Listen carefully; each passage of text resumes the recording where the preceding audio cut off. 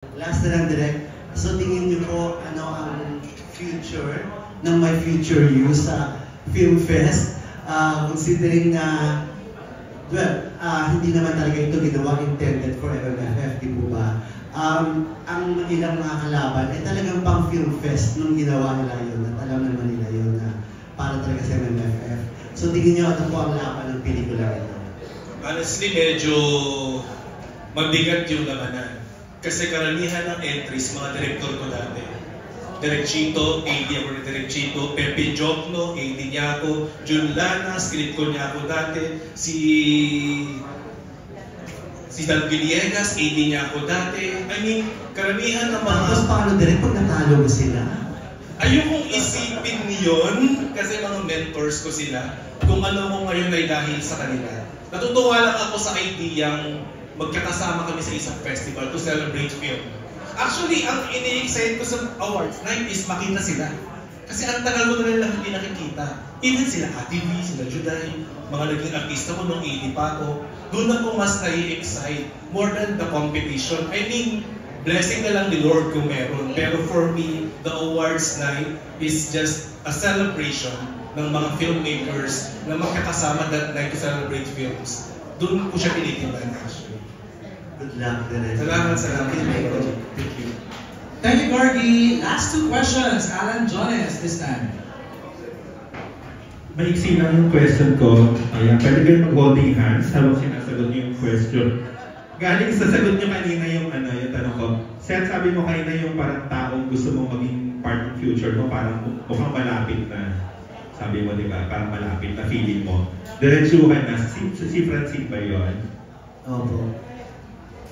Wow! Ang bilis! Bakit mo nasabi Seth, na mukhang malapit na?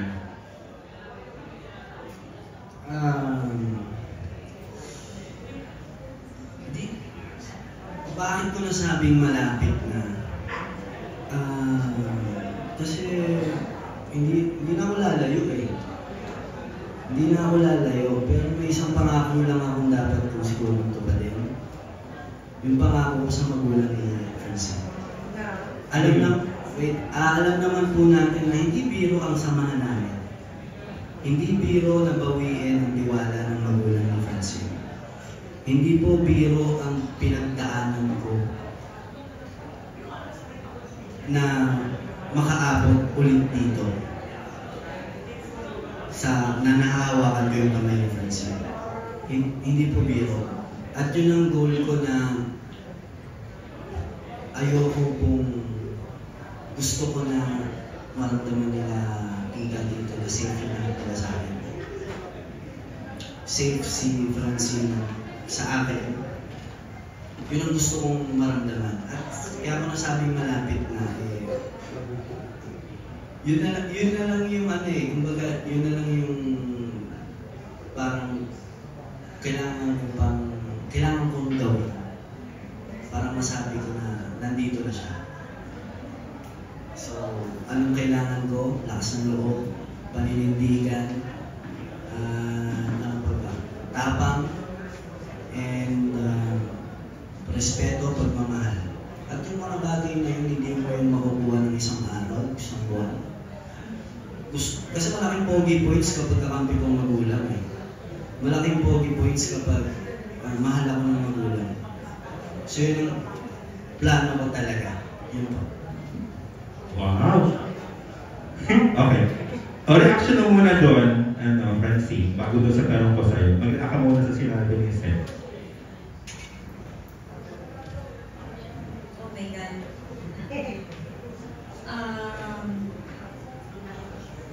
Hindi ko mahanap yung tamang words. Kasi, totoo po, kung nasan kami ngayon, hindi po namin yun pinadali talaga. Kung pwede lang talaga, kung kaya lang namin pa-explain yung mga napagdaanan po namin para makapag-holding hands kami dito. Ako po, grateful po ako na meron akong set sa buhay ko. Hindi po kasi biro yung bigyan ka ng Diyos ng someone na matatawag ng best friend. Tapos na ayaw ko na. Kasi guys, hindi talaga biro. Alam naman po natin yan. Lalo na ng mga nakaraan. Hindi biro. Hindi po biro na pagiging ng tiwala ng magulang ni Francine at ni Francine. Hindi po biro yun. Sobra ko pong ginalingan. And alam ko kulang pa. Alam ko meron pa akong kayang magawa. Alam ko na meron pa akong kayang ibigay. And yun yung gusto ko. Para pagdating ng panahon, ano man ang mangyari, mahal nila ako. Kahit ano man mangyari, mahal nila ako. Yun ang plano ko. Kaya pag tinatanong kami, kayo na eh, hindi nyo kayo na, ganyan. Hindi po biro guys, hindi po biro na kami agad. Hindi. So, pwede mo sabihin siya na tinatrabaho mo pa para maging kayo? Opo. Matagal po ito, matagal. Hindi siya isang buwan, hindi siya ganyan. At di ako nagmamadali. Hindi kami nagmamadali. Okay kami ng magulang ni Francine nila Tito Tita. Okay din sila mama kay Francine. Okay kami doon. Diba? Nakakadalaw po ako sa bahay nila. Pinapayagan ako nila Tito Tita na ihati, isunduin siya sa school. So, okay. Basta oras, set, uwi. Set yung oras, dito si Chino. Okay. Di ba? Wala sa isip namin na madaliin ang mga bagay-bagay, pressurein ang mga sarili namin, na magmahal, na mag-commit, na mag-ganyan. Pero, hindi ibig sabihin na ganyan lang kami, sisirain mo yung tiwala ni Francine. No, binubuo ko nga ang tiwala ni Francine. Kaya kahit ganito kami, may make sure ko na yung trust namin sa isa't isa, malakas yan, na kahit sino hindi yan kayang sirain. Yun ang gusto ko. Pagdating ng mga taon, yung trust namin, malakas. Maraming taong nakaalalay sa amin. Yun po. Ang ganda. Pero ito last na for Francine talaga kasi base rin sa sagot mo kanina. Sabi mo, meron kang tao na gusto mo. Diba? Nung sasagot mo kanina doon sa future, ganyan-ganyan. So, diretsuhan din. Si Seth din ba yun? Yung tao na gusto mo? Yes. Pwede na ulit mag-holding hands na. Kasi yung tanong mo po. Oo nga.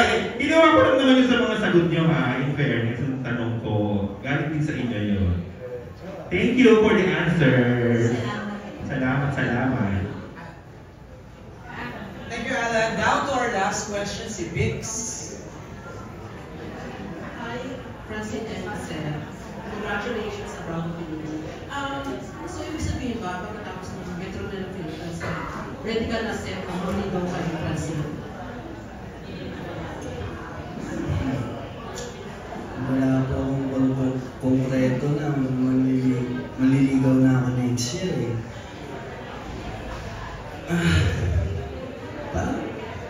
Parang hindi po ligaw. Wala pa po sa isip ko na manligaw. Pero siguro paraan ko to pre-ligaw. Parang ganun siya. Parang mas ligaw sa magulang kaysa ligaw kay Francine. At pag tumating yung ligaw, talagang manliligaw ako, mapapadali na lang yung trabaho ko, di ba? Baka mamaya, pwede ba manligaw? Ang sagot, oo na agad, di ba? Alam mo yan na,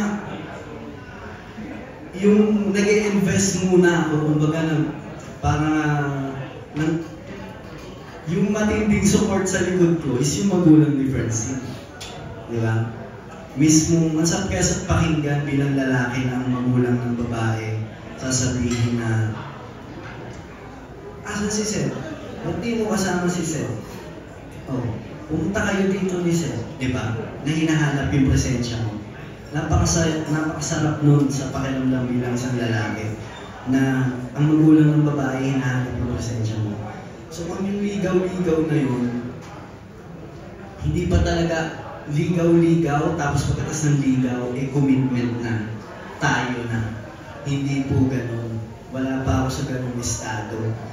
Parang hindi pa buo. Hindi pa buo. Para sa tingin ko, may kulang pa sa akin bago ako humarap kay Francine at sabihin na ganun. Gusto ko buong buo ako. Gusto ko walang kulang sa akin. Gusto ko ganyan. Kung hindi ko sinasabi magiging perfect ako. Pero gusto ko na pag humarap ako kay Francine at sabihin ng ligaw, there's no turning back. Gusto ko pag sinabi ko yun, period. No erase. Diba? Parang ganun po. Pero Francine, para sa'yo, kailan yung tamang panahon para ligawan ka ni Seth? Yun. Okay.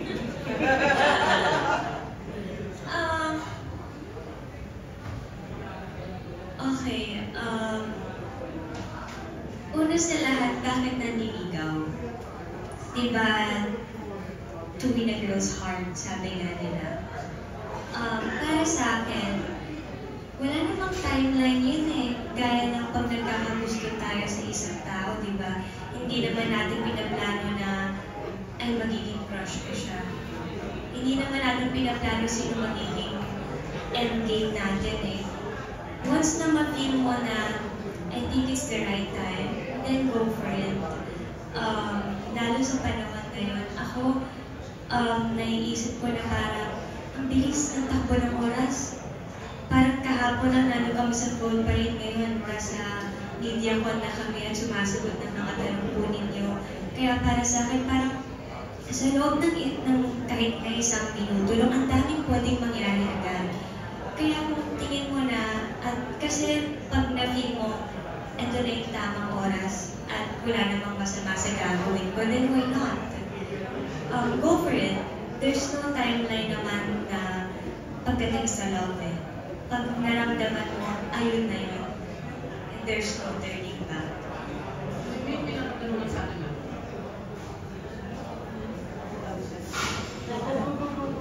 Kung sakasakaling dumating sa point na nagkaroon ng relasyon, aaminin ba siya? Hindi na tayo yun. Deserve po ni Francine pag malaki siya sa yes. Great. Ano po yung tanong? Aaminin ba sa publiko na may sakasakaling So, magiging kayo. Papa Billboard ko.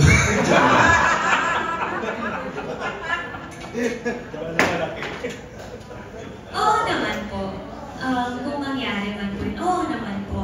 Pero hindi po ibig sabihin na porket aaminin or inamin in the future, if ever, eh, hahayaan na rin po na maging curious ang mga tao sa kung anong meron kami in the future. Kasi sa akin po, kapag ka sinabi, love nyo ang isa't isa, dapat protected nyo yung meron kayo eh. Kung ako po, kung magiging girlfriend ako in the future, ayoko pong may mangingialam doon. Gusto ko pong pangalagaan. Kaya, yun po. And maraming salamat, Francine, Seth, Osa, and Chris, for candidly answering our questions. This is calling first our Executive Vice President.